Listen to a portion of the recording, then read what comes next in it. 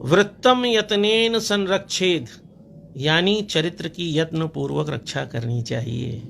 लेकिन बड़ी ही सामान्य सी बात जो मैं इस वीडियो के माध्यम से आपके सामने रखना चाहता हूं कि किस चरित्र की रक्षा होनी चाहिए, क्योंकि चरित्र तो प्राकृतिक भी है।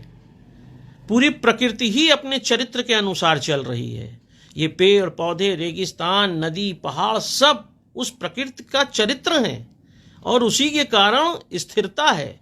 ज्वालामुखी भी है तो फिर नदी का एक स्रोत भी है, समुद्र भी है, और इसी प्राकृतिक चरित्र के कारण ही जैव विविधता है और इसी प्राकृतिक चरित्र के कारण तरह तरह के प्राणियों का निर्माण है।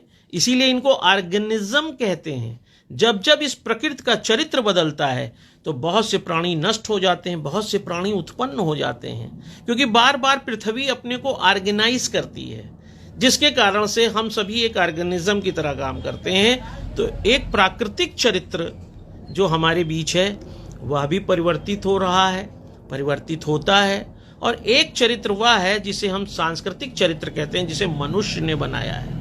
उसने चाहे विवाह के, चाहे परिवार के, चाहे नातेदारी के, चाहे आर्थिकी के, सभी को लेकर कुछ नियम बनाए हैं, और उन नियम का पालन करते रहने का जो स्थितियां हैं वो उस संस्कृति के चरित्र को बताती हैं कि क्या उस संस्कृति के चरित्र में इतनी ताकत रही है कि वह अपने समुदाय या समाज के लोगों को नियंत्रित कर सके। यही कारण है कि हर संस्कृति की भी अपनी कैरिंग कैपेसिटी है और लिमिट है, और उसके बाहर बड़ी खूबसूरती से जब इस संस्कृति के चरित्र में बदलाव आता है तो हम उसे चेंज कहकर, सोशल चेंज, कल्चरल चेंज की बात कहकर हम इसको दूर लेकर जाकर खड़े हो जाते हैं।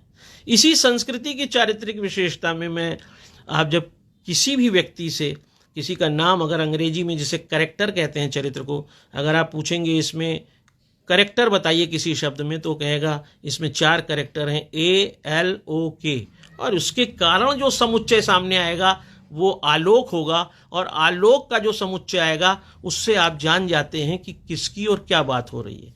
तो जो चरित्र है वो एक ऐसी इकाइयों का समुच्चय है जिससे किसी समाज का बोध होता है।